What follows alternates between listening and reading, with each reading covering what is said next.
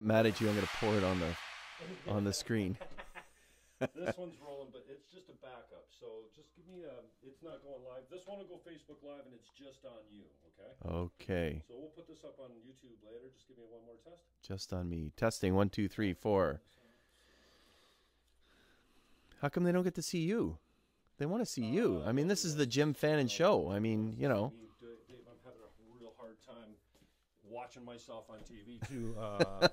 You know that radio was my first love, and I did a show the other day where I was the interviewee and I was off camera, and it was perfect for me. I seriously, I don't need to see myself that much. Excuse me.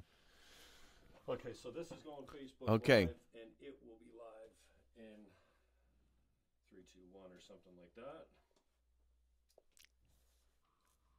Trying to reconnect. Okay, brother, thank you for coming in. I appreciate it. It's great. Great to be here. Thank you. As you can see on top of there, Dave Augustyn is the mayor of Pelham, so I know you're busy. So I appreciate everyone's time coming in. So Yeah, thank you. It's good how's to be here. things going at the town of Pelham? Things are great. Things are Yeah. great. It's a growing Got a community. lot of projects on, Yeah. the go, like last term in St. Catharines almost, you know, like maybe not to that degree, but we had some great lots of infrastructure. projects through the last number of years, and so if anybody's been through, especially Fonthill lately, but also Fenwick as well, the significant projects that have occurred this term, lots of growth, lots of new homes and things like that, lots of commercial development.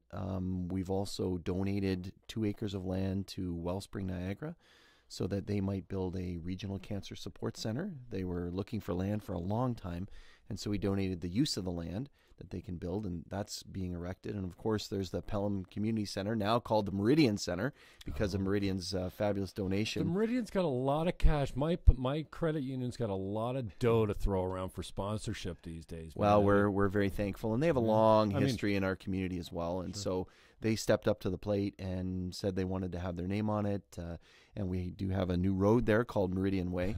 So the community center is, we just had an update at council on Monday, so it's on time, on budget, substantially complete June 1st, and then it's going to be grand opening and all that in September. Staff will work on the ice and all that, and everything, make sure everything works for the community rooms and the basketball and all that other stuff during the summer, and then we'll get all of the activities up and running in the fall. So we're very, very excited about that. It includes it's a twin pad arena, so two arena services. One of the rinks has 1,000 seats around it, and a walking running track, which is going to be exceptional. So that's the Accipiter rink, and then the other rink, the Doulaban rink, is just going to about 100 seats or so, and a viewing area from above. There's community spaces. There's a Kinsman room, which people can rent and use, and the Kinsman Club, will have their meetings there, and they can subdivide the room up. Then there's another multi-purpose room there, about 4,000 square feet, that can be divided as well, and that can be used for galas and functions and debates and community meetings. And then there's a double gymnasium, which can be sectioned off into 2, of course, but also into 4.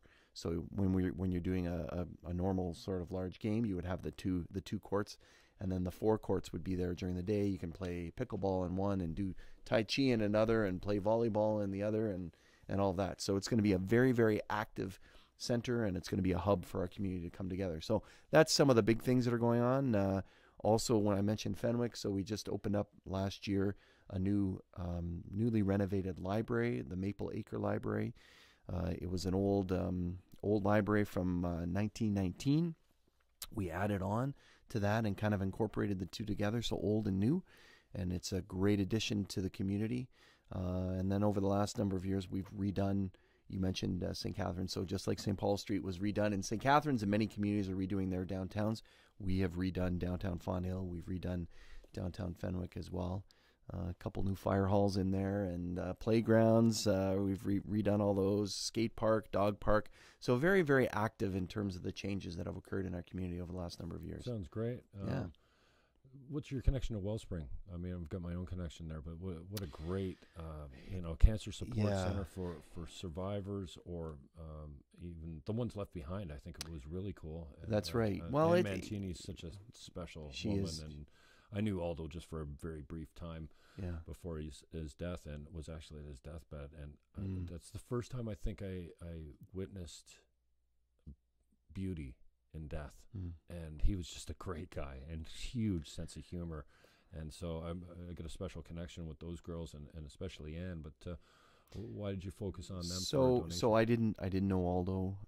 Anne is just so passionate about it, and obviously each of us knows so many people that are affected by cancer across Niagara, and just the service that they provide in the small facility they have in Thorold, the 2,000 square feet there, is just second to none. And I've heard of so many people that receive so much care there, and so have members of council. And so a couple of years ago, when we heard that they were looking for land, and they had a couple of deals that maybe were going to come through or not come through or whatever, we worked together with a developer in our area to kind of swap some land, and we said we wanted to give them the use of that. So it's we've donated the use. It's for as long as they need it. Hopefully there will be a cure for cancer, and they give it back to the the town. That. He's going to cure cancer. But so there we go. Heard it here first. But they're building a new facility there, and the community is really, really coming together. So this whole area in what we call East Font Hill, we're going to have to come up with a better name. It's sort of like Blue Puppy, which is a dog a friend of mine had when he was growing up. What's the name of the dog? Blue Puppy. Why? Oh, it's blue, and it's a puppy. Okay. East Font Hill. So we'll come up with a better name for that. But it's really a hub. It's an area. So it's right across the street from the community center. We're also working on trying to get some doctors there as well, just down the road, and have a facility for medical doctors with allied professionals. So really this kind of community hub is the vision that we have for that area of town, and then there's all kinds of other developments occurring around it to activate it, to make it a more complete community. That was the hardest part, was as we were doing the planning for this area, how do we make it so that it doesn't stick out like a sore thumb, but rather is as integrated as possible. So people will see some roadways that we're building, Summersides Boulevard, that's going to link us with the downtown. That'll be done this year, probably before the middle of July.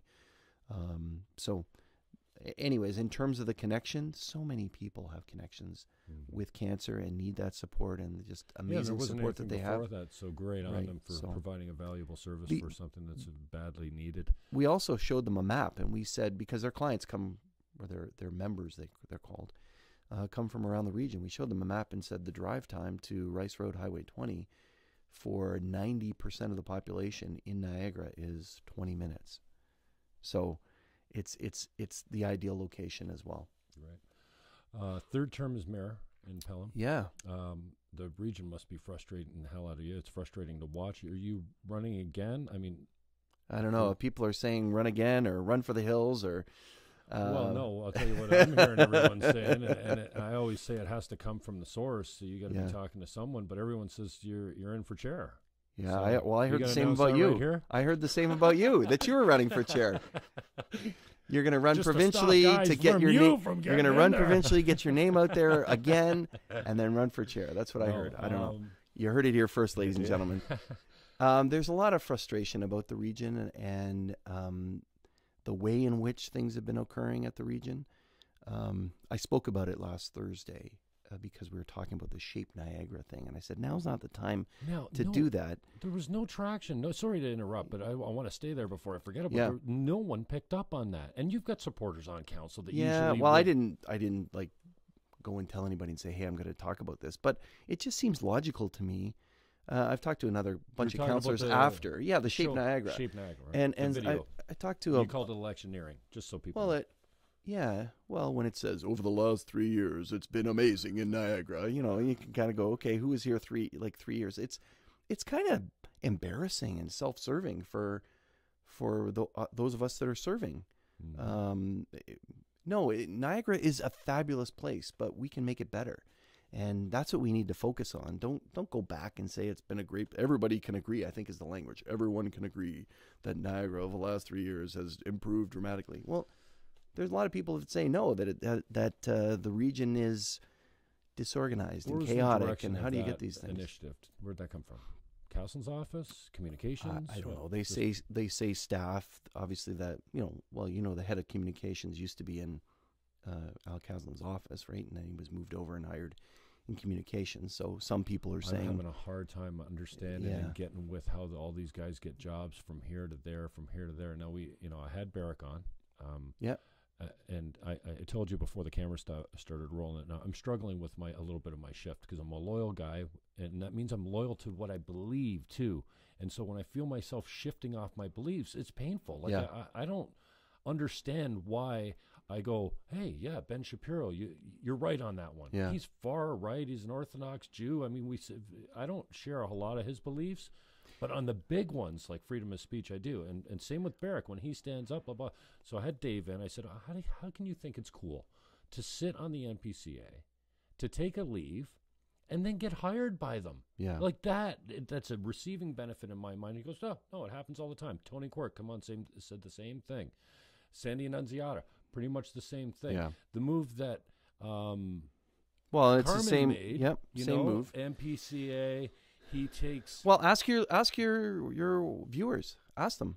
Does it make sense if somebody's serving on a board that they take a 5-minute leave of absence from the board and then they're hired? Sorry, not 5 minutes. A couple of days. No, I get it exactly. But they're hired. To how long they've been serving on the board, they take. And they're not even hired for the. the job that was advertised. They're hired for another job. Does that make sense? No. Most people say, well, you should. Like, you're on the board for a reason. You bring skills to the board. We want you on the board. Well, what are you doing? And then there should be that separation. And that's, I think, what's wrong to a certain degree with municipal politics in Niagara. There was an article last week. Well, everyone's nieces and neighbors are getting jobs. That's right. So that's nepotism, right? Yeah. But this is the kind of the overt nepotism where you take somebody from the board and you put them in a job, or you take two people in the case of the NPCA and you put them in, and then they get hired, and then they get hired again, somewhere else. But people expect us to do exactly what you said. So cut the party politics out. If there's a good idea somewhere in there, let's support it. So you'd say, just as you were talking about, and maybe for your viewers, it was off camera, you're saying some people have some good ideas. I want to take those. I want to take these good ideas. I want to take these good ideas, put them all together, and that's where I want to go. And that's the beauty of municipal politics when it works.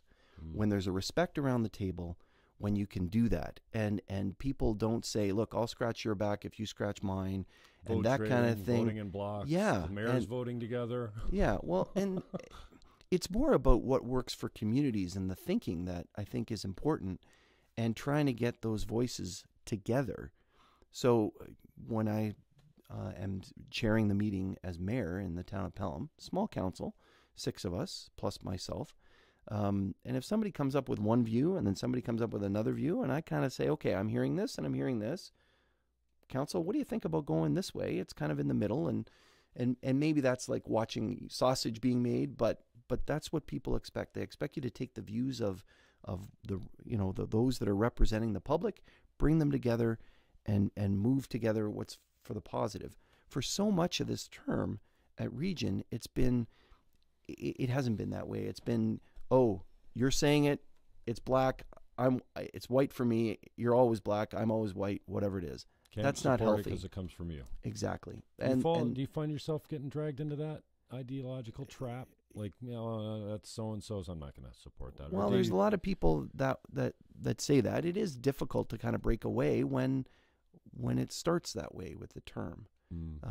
And all the votes for committees were there. I mean, they had scoring sheets with who am I going to vote for? Oh, yeah, or that was arranged ahead of time. All those different things. It doesn't make sense. Castlin, what did he do? I don't know if he blocked me or something, but I chirped out before he was elected appointed chair, by your group, and I'm kind of back and forth on whether we should have this election at large or not. And well, it's decided. We can talk about that.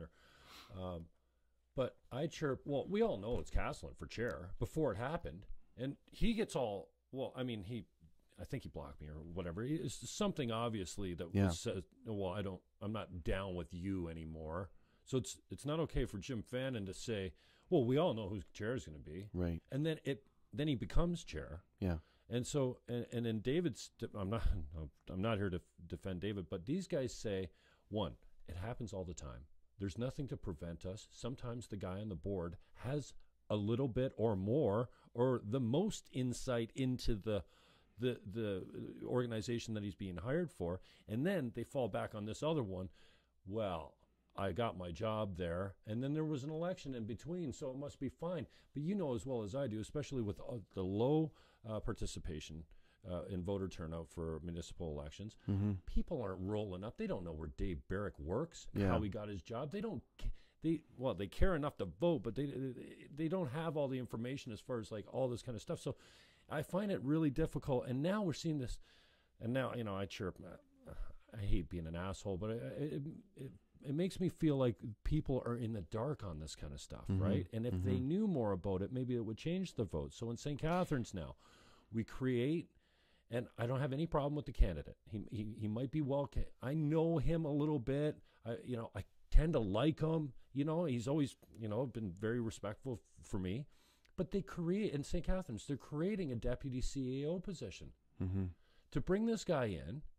Oh, they did the interview process, but the word on the street and all around council from everyone I've talked to was it was his job. Don't even apply for it because he's in. So when it's a worst kept secret going regarding a staff, and in this case, they're creating a position. I guess, well, maybe it existed before. Just to defend that, I can see your point certainly, and I was surprised.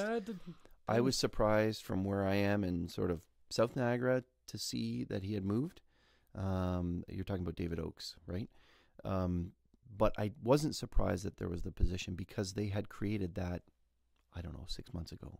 It wasn't like they just created it and filled it immediately. My understanding was when they hired the new CAO, the Chief Administrative Officer for the City of St. Catharines, that one of the moves they made was they said they wanted to change the system, reporting system, etc., and that they would have, I guess it's 2 or 1 deputy CAO. So then they went out and hired for that. I think the CAO's on our way out, and they want to make sure that it's well filled. And if it's succession planning, then I get that. She was just recently hired. I don't know why she'd be on her way out. Yeah, and they said soon as what was his name? David Oakes? Left the CAO's position. Okay. Oakes' name started getting circulated again. Yeah. And so he didn't get it the first time around, but But in that case, Mr. Oakes was responsible for much of the corporate services area, like a lot of the city before.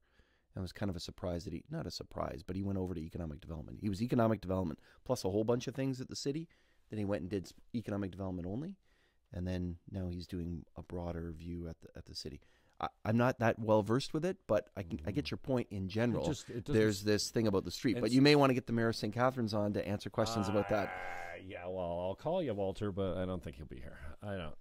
But the idea is, and Mr. D'Angelo, said that as well at council on Thursday. He said, "I want to find out how my name got out in the community." It was out in the community ahead of time that he was going to be appointed the CAO of the Niagara region. It was out there. Lots of people were talking about it. Just like Castle's name was out there. Yeah. Just like your name for chair's out there. Well, and yours. Dave, I've been constantly frustrated by I don't know if identity politics is the right word here, but it's certainly the politics of personality. I oppose... we don't even need a code of conduct for as far as I'm concerned. You break the law, you get reported to the police. If you're convicted, you're removed from office. I mean, there's I don't know if you're supportive of recall mechanism, but I'm starting to look at it and say, hey, this is a pretty good idea. The double direct thing, Walter's initiative, and similar, and the whole council. I don't know if you'll take my call, but here he's trying to license income properties. So we have 300 people there last night, or 200, right at 6 o'clock. And it's an open house. So they're just walking around. Walter's not even there. You can't even talk to it. We thought it was going to be a presentation at Mike and kind of a debate and kind of here's our concerns. No. And the word on the street is, well, he's just looking for an easy win before the election because he hasn't really, everything he's brought forward has died. Double direct as a result. distraction. Yeah. The integrity, the multiple meanings we've talked about. Forget the complaints.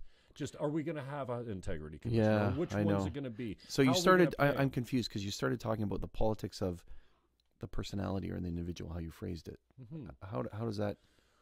Well, because I'm talking about things that have taken our focus off valuable things. I see. And the personality politics is Right. part of it. And Right. it's also it falls underneath this integrity commissioner Mhm. bullshit that I've really kind of, I cannot believe that you can get an integrity complaint against you and the commissioner or the chair's office, you should get a registered mail, shouldn't you? Saying you have an official complaint, you need to respond by this date or you'll be found guilty.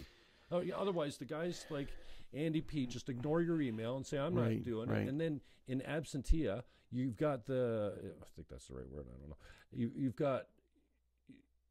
You don't get to face the complaint. You don't know what the complaint was. If you don't talk to the integrity commission, and then your observation is the one that many have talked to me about. They say, well, I don't know what's going on over there, but it doesn't appear to be working. Development charges, it's a big fight, and then we didn't even get that right, or other things that we do. Yeah, the integrity commissioner, you dip your oar in the water on that and say, we're going to fix this, we're going to do it, and then all of a sudden 6 months later it's kind of this big mess. Blowing up. Yeah. And a lot of people are talking about that, and it is sad because one should be, a council should be thinking about the bigger, broader issues, and that's why I think what the electorate expects. They expect us to obviously act appropriately, but more importantly, or maybe not more importantly, but as importantly, they expect us to focus on their needs now and in the future. And that's the part, to me, that's getting missed. So a small thing, but it's a big thing. You think about planning for 25 years from now, which is almost hard to fathom. And I've said this at Regional Council, so it'll be no surprise for folks that are watching it that closely. But 25 years ago, Niagara College campus, just over here in Niagara-on-the-Lake, wasn't built. It was somebody's dream, right? There was an announcement yesterday about some of the things that are going on there. The casino wasn't here in Niagara 25 years ago. And a lot's changed as a result of that. And you think about the growth and the changes. You think about the manufacturing industry 25 years ago and how many people were working. You could say GM, anywhere, a lot of those. So when you think about moving the Niagara Peninsula forward, really that's the time to do it. What do we want to focus on? And I always find that if you're able to kind of focus on that future, then you can see where the steps are now. A canal just doesn't get built like this, or tunnels or roadways or systems. So, although it's absolutely wonderful that we're focused on transit and go, and we have an announcement, and that's great. But you think about, shouldn't we be thinking about light rapid transit, LRTs? Hamilton's doing it. Ottawa's building one. Waterloo's building one. They got $1 billion in Hamilton, and we're happy for it. It's great. $180 million over 10 years for our transit system. We need to be thinking bigger, and we need to be thinking about the future. So if there is any benefit for Shape Niagara or this municipal election that comes up, I'm hoping that people will focus and say, how do we put those things in place so that we might move the region forward? And if you say, okay, in 25 years, we're going to have transit, light rapid transit in Niagara. What would that mean? Well, we'd have to do a whole bunch of steps in order to get there. But if you don't believe that can happen, all those steps aren't going to happen. You're just going to be stuck here, right? That, I think, is the opportunity that's been missed this term when one talks about the politics of the personality, as you phrased it, or however you called it. You get into this distraction, really, but it does. And that's kind of the piece that's there. There was discussion last council meeting about long-term care beds being redeveloped. Absolutely important discussion. And the concept, I support the concept. I helped raise the concept as others and many on the committee. I don't want to take credit for it, but I did talk about it, saying we need this concept of a campus approach, just as we're doing in Fawn Hill. You know, we have the essentially a wellness center, and we have Wellspring, and we have commercial, and we have other things there. So if there was a long-term care home that were built, loved ones could get there, loved ones could shop and bring stuff and do whatever and interact and bring people around, instead of building these things in the middle of nowhere between communities. You know, I don't know if your viewers know where the one is in Pelham and Welland. It's on Pelham Street between Welland and Fawn Hill. There's nothing around it, and people are saying, well, we need sidewalks, we need this, we need this. So anyways, the concept's there, and that's where we need to focus. Let's start developing what those sites look like. Let's get the community excited about that and involved in that and planning for that. And that's a bit of another, you know, I asked the question, when are we going to do the design for this? Well, that's still down the road.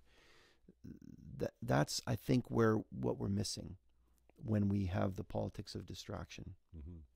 What are you proud to have accomplished as a collective group, as the Region Council this term? I think they would say a lot of stuff that happened at the start of the term. Well, yeah, you would say, I start that by saying you can't go. say GE or go. Yeah, GE or go. Well, it's interesting because those elements are success, but they do follow through on the work of other terms, right? So Okay. GE is a perfect example of that, and I want to give full credit to Vance Badaway, who was the chair of something called the Gateway Center and Zone Committee. And also an Eagles fan, I believe. I just heard that on the radio the other day. There you go. Flyers and Eagles fan. Flyers, certainly. He was in the community center. He's proudly wearing the Flyers jersey. But he spearheaded, and a bunch of us were on the committee, about how might we take these employment lands in the Gateway Zone, as it's called, from the province, and turn them into something and give incentives, just like you would in the downtown. So in the downtowns, for your viewers that may not know, there are incentives for people to put residents there, to fix them up, to match design guidelines, etc. Vance's idea, and others, was, could you turn that into for industrial? And so waive development charges, have a certain look and feel. Defer taxes, tax increment financing is what it's called. Can you do that? Because really you can't almost do that in Canada, but they do it in the States, and we're so close to the States that we need to be able to compete. No, so that was all put in. Canada? Is it seen as it's sort of bonusing and under the Municipal Act, right? Or could be conceived as bonusing. But if it's for a specific purpose to increase industrial expansions, etc., well, then it's not, and under these rules.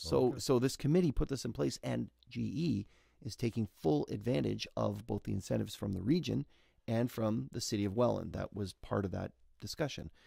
But there's with that vision, there's a lot of heavy lifting that occurred in previous terms, and it was great. I don't want to take anything away from anything that anybody's done on GE, but to have those tools that they can use to try to get GE and other companies here, that's so important.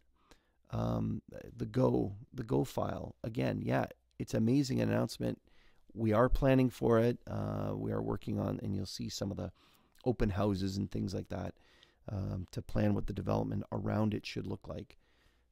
But I said about 2 weeks after, I said, well, this is great, but can we move it ahead? Can we make it faster? It's not sequential. The plan, I don't know if your viewers know about the plan, but the plan is that essentially it's going to start in Niagara Falls, go to St. Catharines, through Grimsby, and link up in Hamilton. You step off one train, get on another train in Hamilton, and then go to Toronto if that's your final destination. Because of that shuttle system, I'll call it, that means that it's not dependent on this station being done and then this station and then this station. You can actually do it in tandem, sequentially. I think it's hard for the province and the region to work with CN, But I think there's a bit of a missed opportunity as well. That needs to be accelerated. And I'm pleased that the chair is now talking about it a couple of years later to say we can do that. But it's something that we should have been focusing on. So, but those are important things. And the same with transit. So now that we know GO's coming, what about our intermunicipal transit? Shouldn't there be, is that our long-term vision? Shouldn't there be one transit system?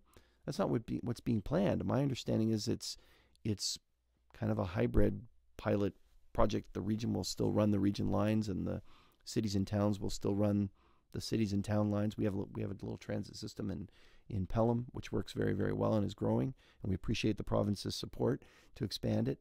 But wouldn't we want a fully integrated system? We don't care who operates it, as long as it kind of is integrated as much as possible, high quality, in the right time, at the right areas, and an expansion plan in place.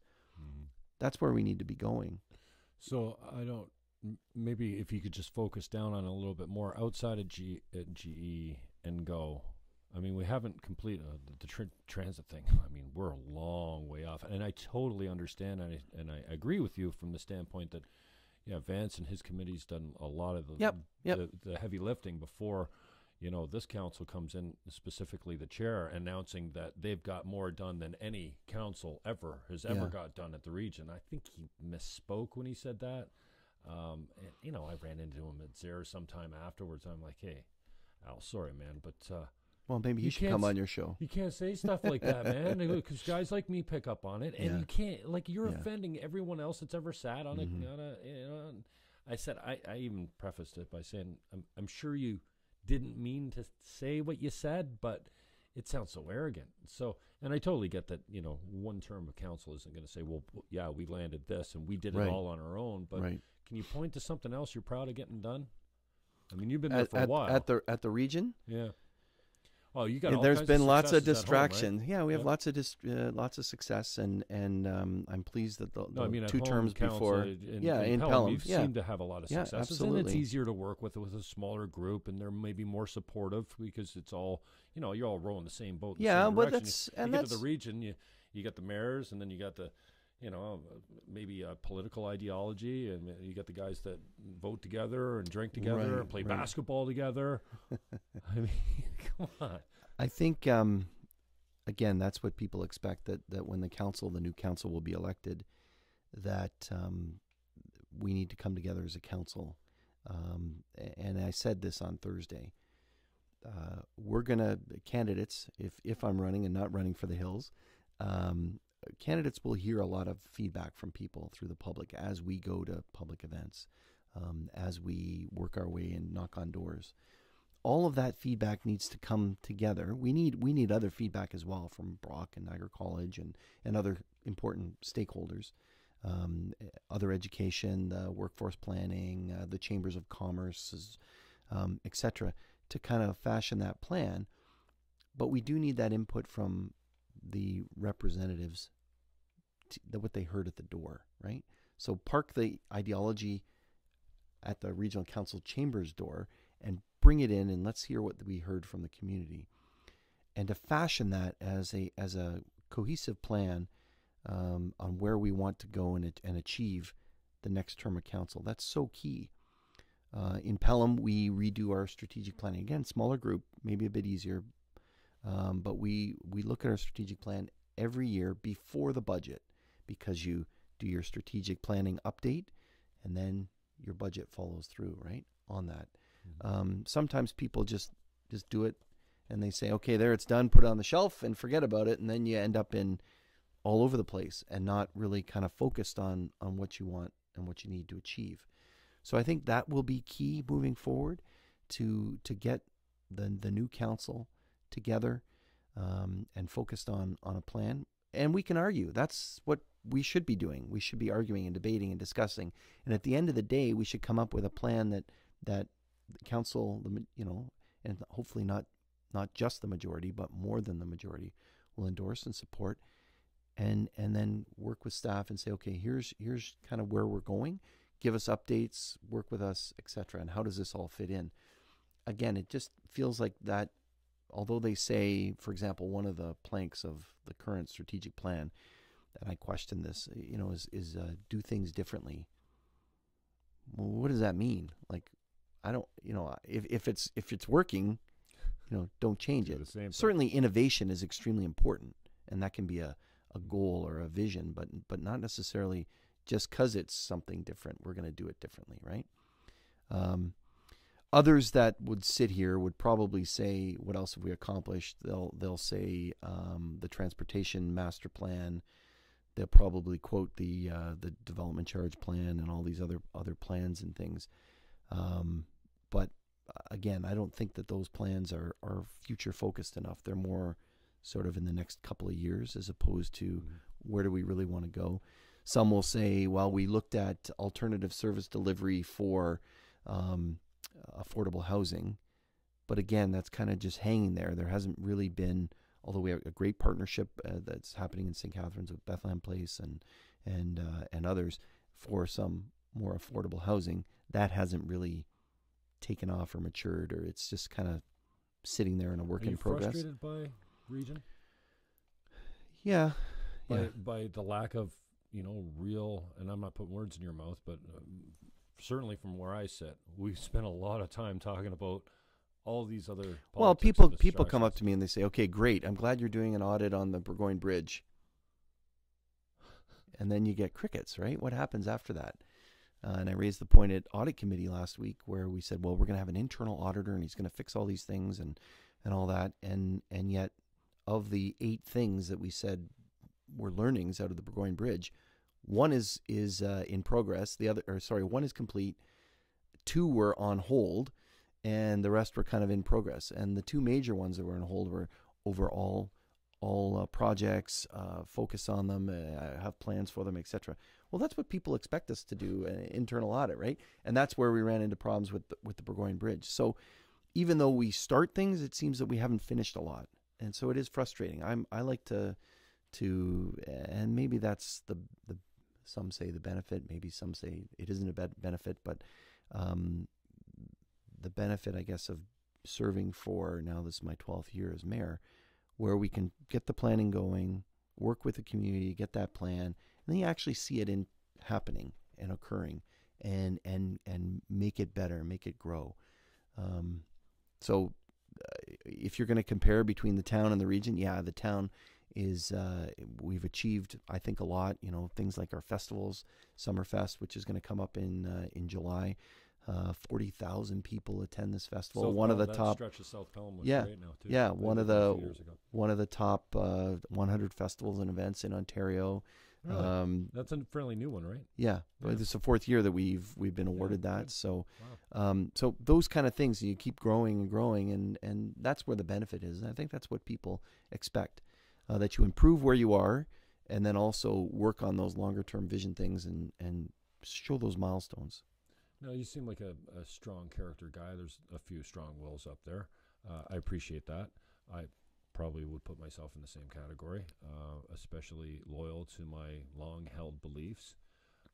Not so easy to get me off those points, and I appreciate your comments about we need a debate. Yeah, nothing gets changed, nothing gets made better without pain, without a really difficult conversation. Yeah. Do you remember last time you came off of something where you flip-flopped, essentially, where you learn, or you got some more information, and you go, you know what, like I was saying to you earlier, I'm not the guy I was as a 24-year-old Green candidate. I just don't believe those things anymore, and it's been painful for me to experience because those were, I thought they were truths. Right. I don't believe those truths anymore, and for me, I'm like, wow, that's not right. So, and I can appreciate it in a politician, somebody that goes, you know what?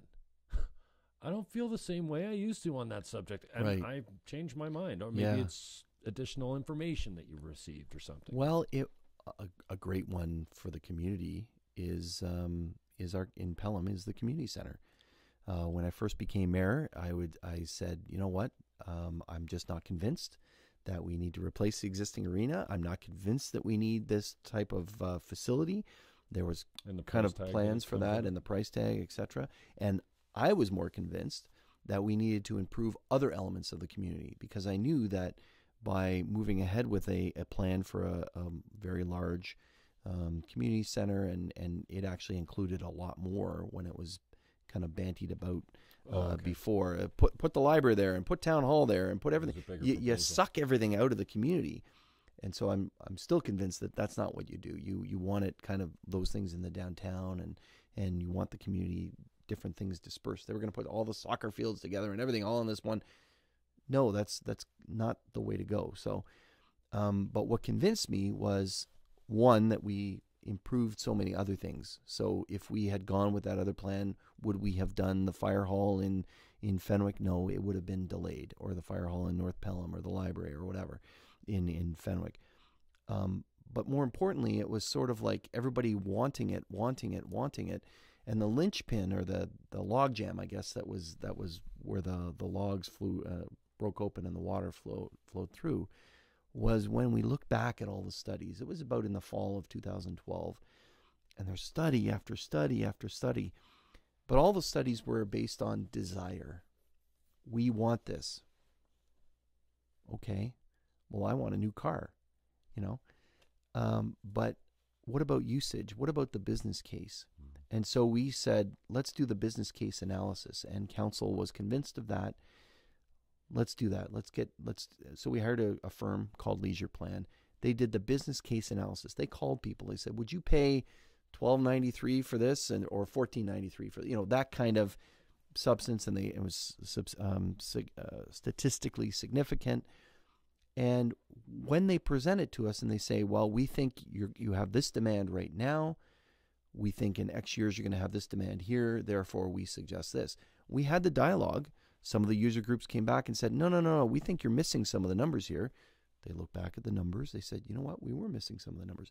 They came back and said, we recommend this, that you will have, let's pick the arenas because it's a big hot button topic. We 100% usage on, because we have an arena already, 100% usage on the existing, or for one. And for the other, they said there was between 66 and 75% usage of prime time, and that means it's a go for your second pad. Well, we've now worked with user groups. We have 5-year contracts years later, and we're 100% on one, of course, and we're more than 90% on the other for prime time. So we've already proved the business case more with 5-year contracts. And in the other facility, we only had 1-year contracts, sort of thing, right?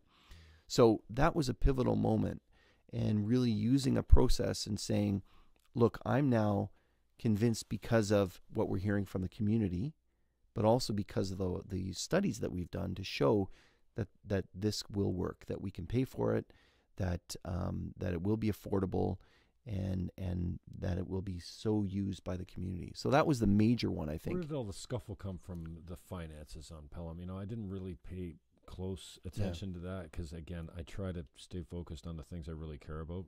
I was passionate about the double direct because I thought it was a thin wedge of the One Niagara thing coming in. And you and I have gone back and forth in text about One Niagara.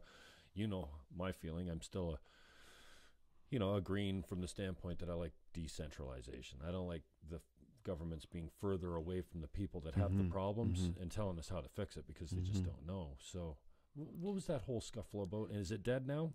It's fizzled out, as you saw.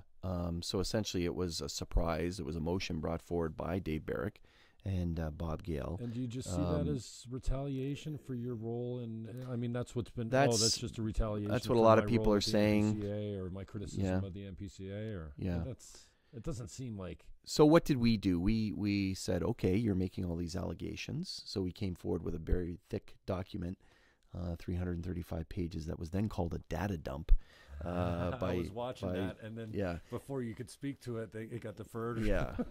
So I wanted to speak, and I said I want to speak to it, and they, oh no, defer.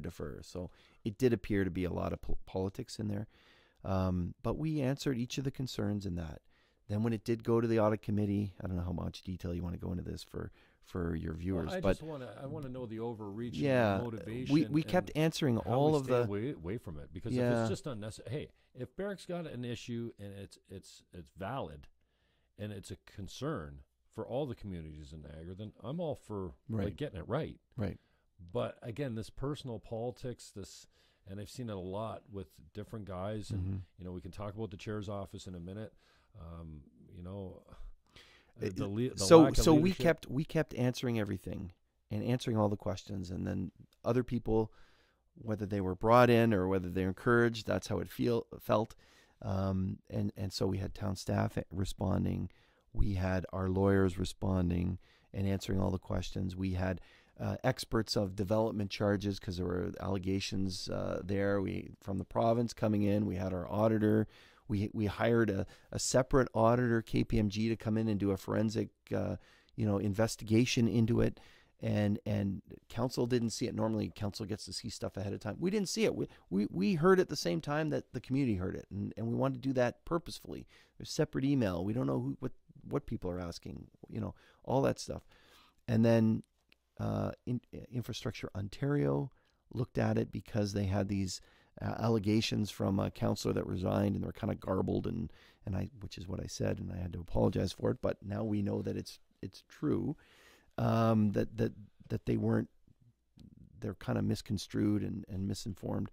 And Infrastructure Ontario looked into it. They looked into our books and said, everything's fine here. So region, you have to kind of sign off on this thing. And then regional staff looked at it and said, it's fine. So it's fizzled out, but at each step, we took it seriously and we addressed the concerns.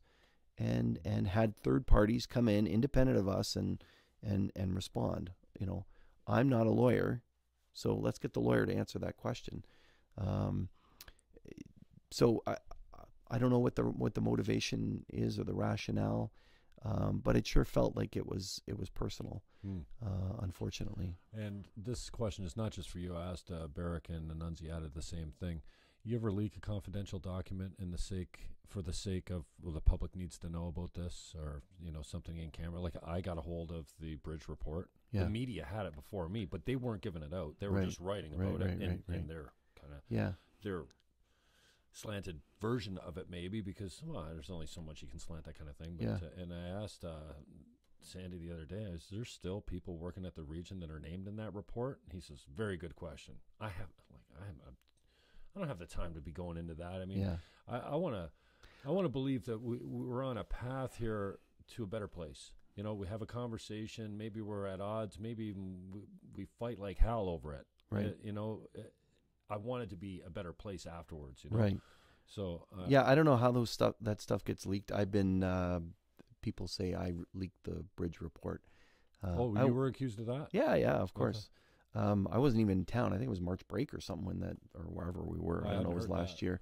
And no, so I heard your name attached to something else I can't put my finger on now, but so I don't know where the media gets this kind of thing. I mean, you saw in the Standard the work that the media does. Grant LaFlèche did, and he had 10 sources for. According to what was there, he had. Well, you got to get Grant on. He had guy that won't 10. Take my call. We used to be good friends. No, not friends, 10 sources. We used to get along, and he's I don't know. 10 sources on. Guys that don't shake a lot of people aren't taking your call. Why is that? Anyways. Oh no, you know what? That's something I'm pretty proud of.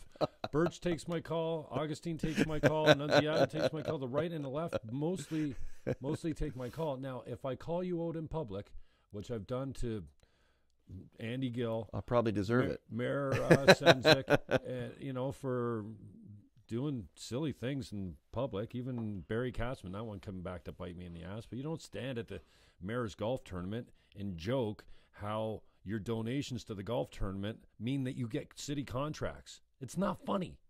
But when you go on the radio and you bring that to light, he said it 5 times. Yeah. It was in a pub. There's 500 businessmen there at McMullen's thing. Interesting. So, I can't sit there and go, and not say anything about it. Right. But then I probably shouldn't go on McConnell's show and go, yeah, what's up with that? Because then the mayor's going to come on and go, no, that's not how it works. And I like Brian. I didn't see everything that but I at least was able to work with him. I was able to work with Birch as well. I mean, the 6-lane pool was a great example of guys. I got recruited to be the mouthpiece or the spokesperson for the group, but we got it right. We built an 8-lane pool, which was the right call. Yeah. And he was talking about trees being taken down because I'm a Green Party guy, and because we need more parking spaces because we put in 2 more lanes. I'm like, Mr. Mayor, come on. Crafty, no, it's not flying here. So, the personality is always going to get in the way, and it's certainly got in the way with the media. Right. And I want to, you seem to be getting a fair shake in the media. Some other guys not so much. I mean, and Andy deserves everything he's getting in the media, but there's only like, you saw the picture? I went out to you, and if it was a mistake as far as reply all, and he was, I wasn't on the.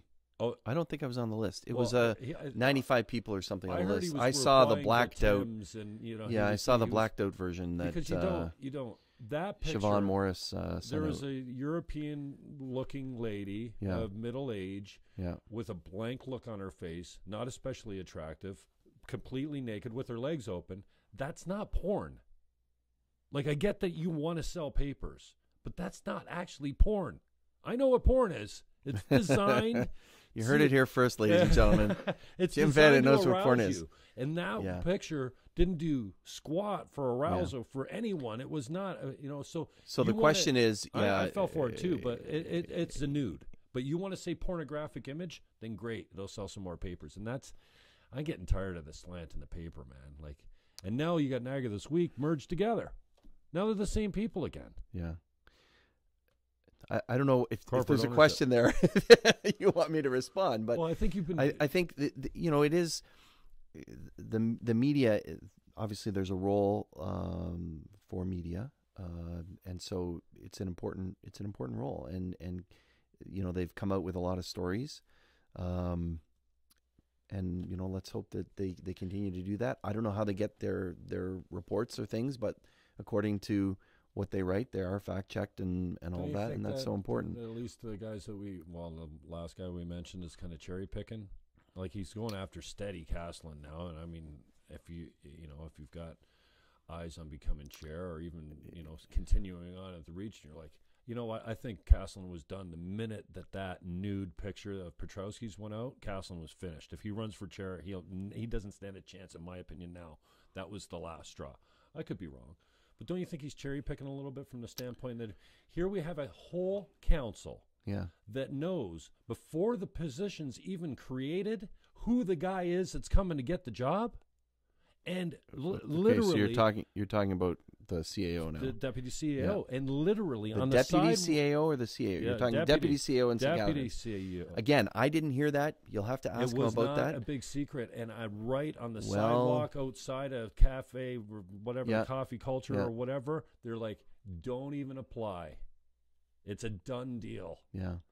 And then the guy that's rumored. Well, maybe know some other people that competed in that. Maybe he's looking into it. I mean, this issue. Well, I'll say this: this issue with the CAO at the region was October 31st, 2016, and now it's coming out. So I guess it depends on, as you know, it depends on the information that's provided, right? So according to the story, or the how this story came about story that was in the newspaper recently, it was because of information provided. They checked it out, and it was a month-long investigation, I think is what they said.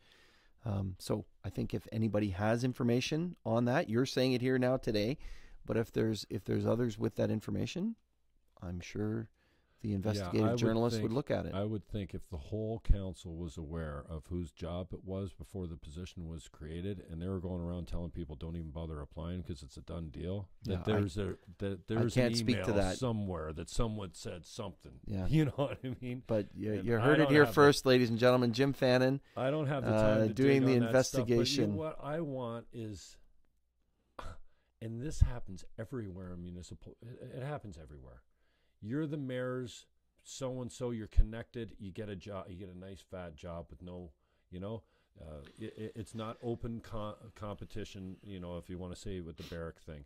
You sit on the board, you take a leave, you take a contract from that board to restructure the organization, and then what do you know? You get the CAO's job. Yeah. Like, it's just reeks. And I think then you're hired at the police board to do the survey. Yeah. Or you go from here to there, and then they want you back. And I'm all for retention of talent. I like Dave, and this is not about Dave.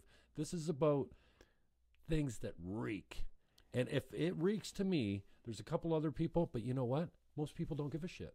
They don't vote. Well, they don't care. The loudest voices are the most pissed off ones, like maybe me and a couple other guys Yeah. that will never come off their position. I think people care for a bunch of reasons. I think they care because,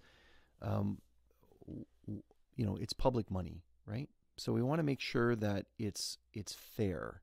We want to make sure that nepotism doesn't occur like it's said to have occurred in the past, right? So all municipalities have looked at their hiring policies. We've looked at them a couple times since I've been mayor.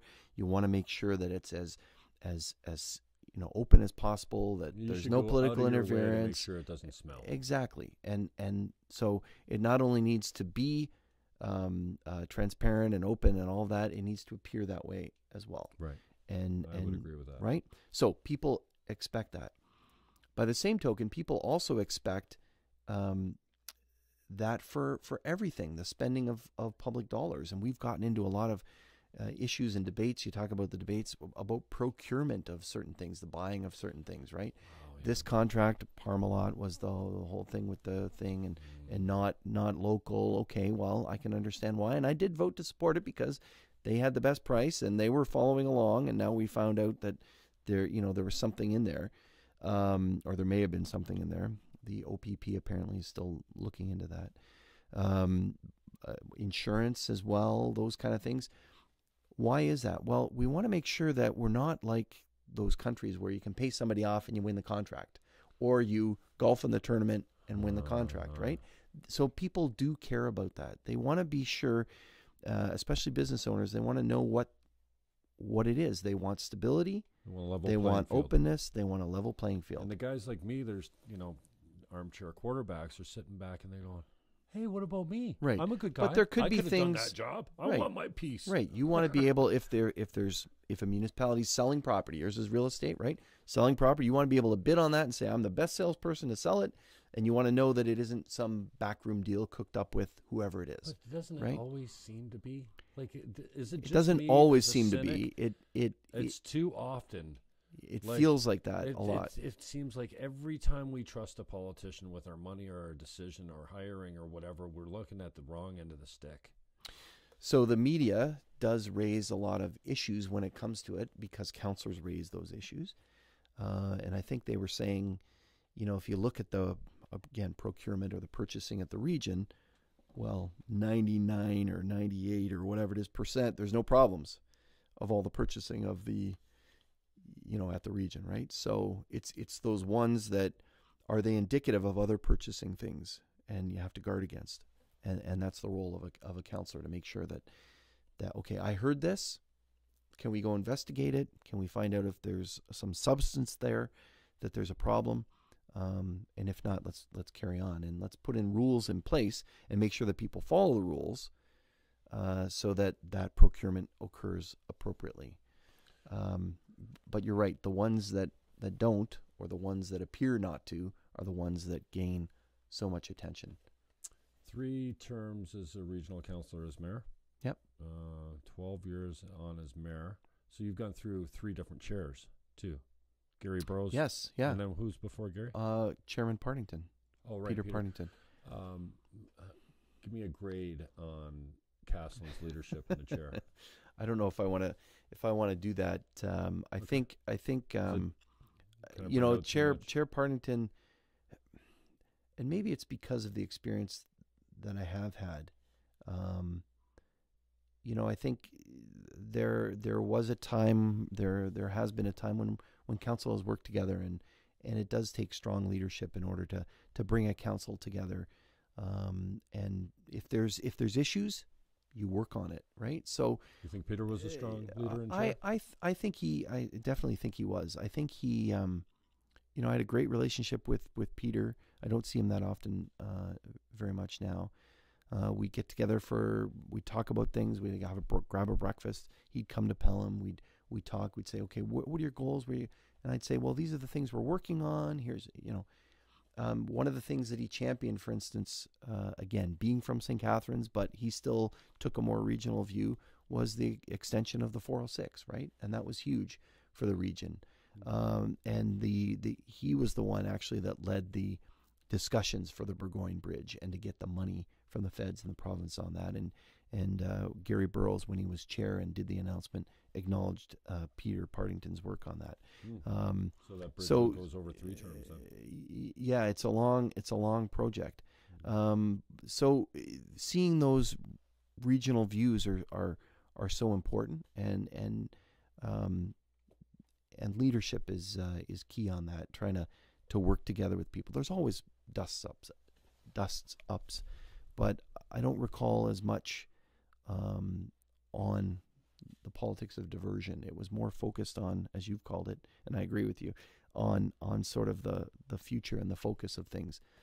Peter termed the word One Niagara in terms of one voice, and going to the province and saying, okay, we can compete internally and all of that. Suggest that we use that's correct. 12 communities, or 13 with the region, speaking as one voice. And for me, somebody said when that was actually news, this is why we need to run Niagara. I'm like, well, this is exactly why you don't. Because look, you made it work. You figured out how to work together. Right. Now, I want to get you out of here because we could keep going. It'll be 2 hours before you know it. So I want to get you out of here because you got another appointment at Brock. What's left to do now with the silly season upon us? With electioneering going on, there's people making new friends to get new positions. And hey, Dave, you're going to announce. You don't announce on my timeline. You're going to announce your future whenever you feel right. So I just want to say, I respect what you do. I think it's a wholly and completely difficult thing to do. I've run in enough elections as the black sheep or the fringe candidate to know the people, how it feels when people go, beat it. And you've got pretty dirty with some of these squibble. You've been in the middle of a lot of this stuff, and I appreciate that. I don't always agree with you. I don't always agree with anyone, but I appreciate your character to stand up and take the arrows. But just your thoughts on, is there anything left to do before we actually put the sign up, re-elect? Yeah. Well, I did speak about that on Thursday. There's a lot to do. I think the public is going to be expecting, what's next in terms of transit, which was such a big issue. Have we hit that? Have we achieved that? The GO file will obviously be important on that. Wetlands and all that. That will probably be an issue because people are wondering. These investigations that are going on, the politics of diversion, there's going to be this investigation now about the hiring of the CAO. There's going to be the investigation about the taking of the reporter's laptop. That's going to be coming out sometime soon, where we heard kind of allusions to that in the next couple of weeks. Who knows? There's the Auditor General and the NPCA. So and those several other integrity complaints too, right? Yeah. I don't know if there's several others, but those types of things will come out. So that's kind of have to get settled in. And I think when people are thinking about sort of the next 4 years and beyond, and I'll kind of say this. I said earlier about the election of the regional chair. I'm hopeful, as I always am. I'm always hopeful. But I'm hopeful that this will actually allow us to have a conversation about where we want the region to go. Strike that, not the region. Where we want Niagara Peninsula to go. Remember when we were growing up and it was always the peninsula, the peninsula, the peninsula? For whatever reason, it's gone into the region. The region is a political construct. But the Niagara Peninsula is a geographic. Well, yeah. So put that aside. It's the Niagara Peninsula, and that's what brings us together. Whether it's business owners or residents, people moving here, they come here for from Toronto. They're coming here from outside, from other countries, etc. They're coming here for reasons, right? There is some allusion to that in the Shape Niagara.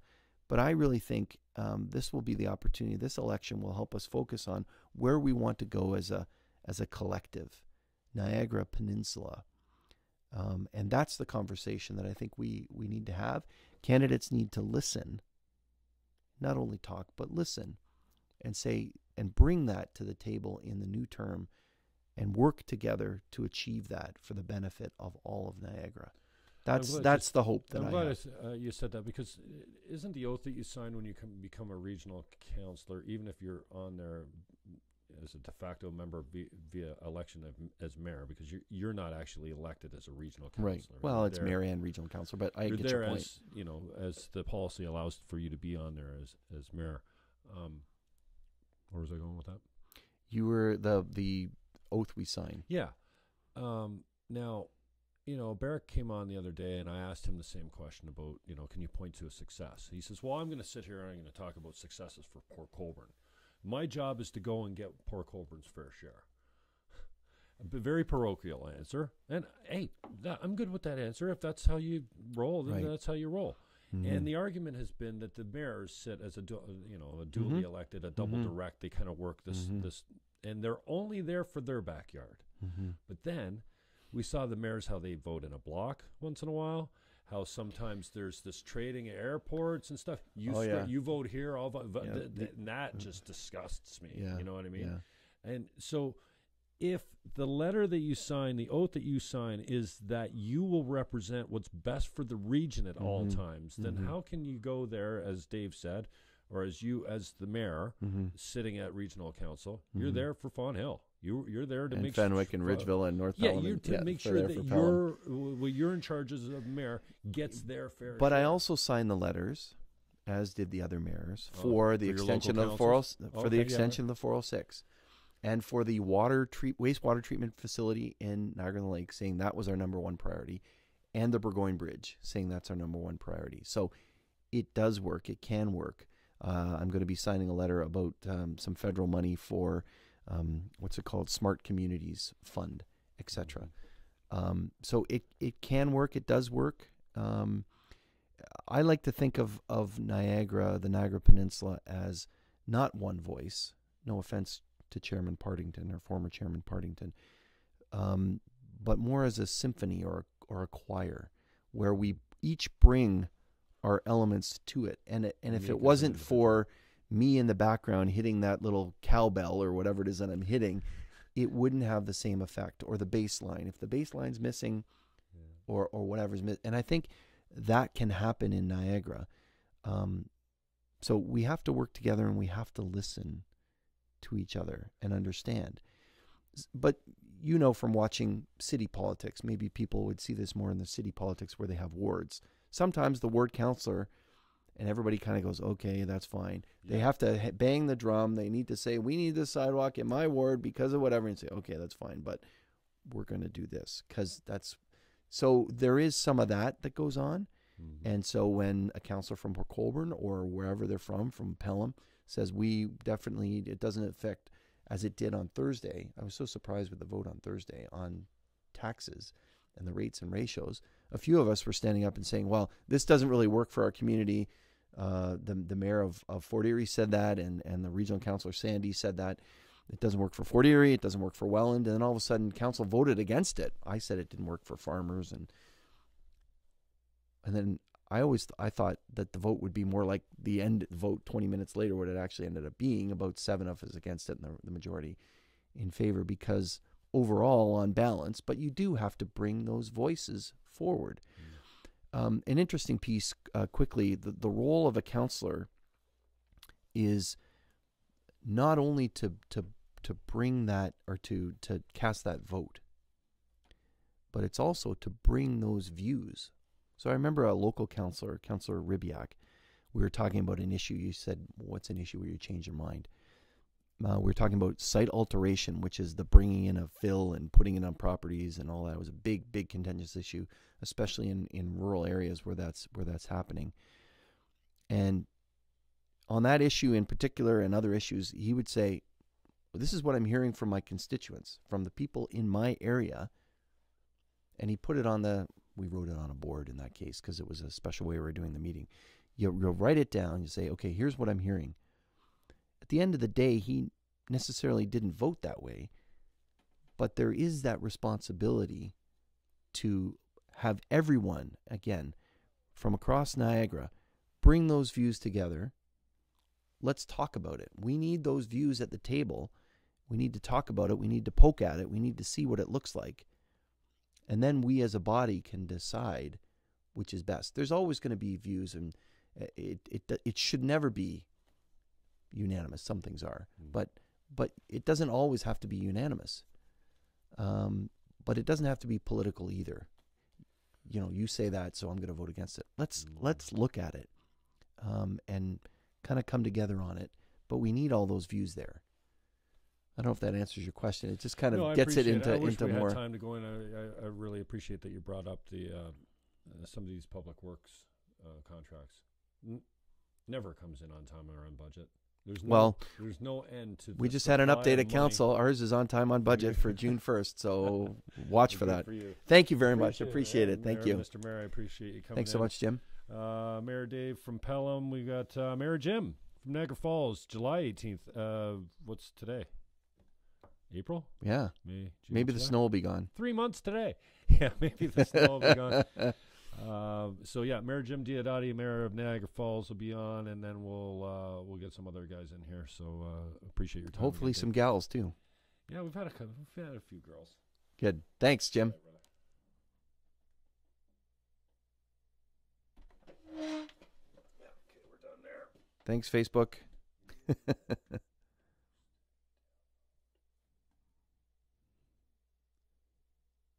we go. That's that. All right. Thank you.